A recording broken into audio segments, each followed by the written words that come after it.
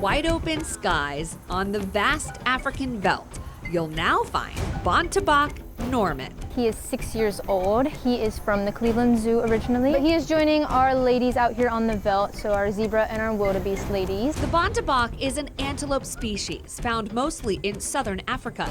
In the wild, you'd find them out on the veldt right alongside other animals, like zebras and wildebeest. It is very exciting to just see the diversity of a natural ecosystem out here again. So he is a grazer along with our other gals out here. So you're gonna see him grazing alongside them. He might be off on his own a little bit. They do tend to separate during their nap times, so he will lay down a lot during the day when it's hot.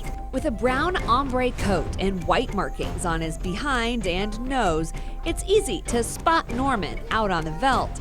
He also has distinct antlers. Where the wildebeest, they come out and they go up sideways. His go back actually and tip forward just slightly in the front. You can usually find Norman hanging out in his favorite spot, the pond on the bottom of the veldt. Before he went on habitat, he spent some time getting to know his new friends behind the scenes. The zoo takes careful consideration when introducing a new animal into a space. It started with Norman exploring his new home on his own, so all the animals had time to adjust. He spent about a day and a half getting used to the space just so that he'd know where everything was. We don't want him to not be familiar with his landmarks. And then he very quickly shifted back in.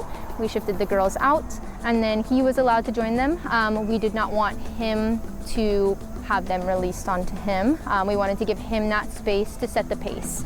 We really wanted to give him the choice to do that. Basically, that just looked like feeding the girls off to the side a little bit, allowing him to come out, and then they were able to make visual contact with him at that point.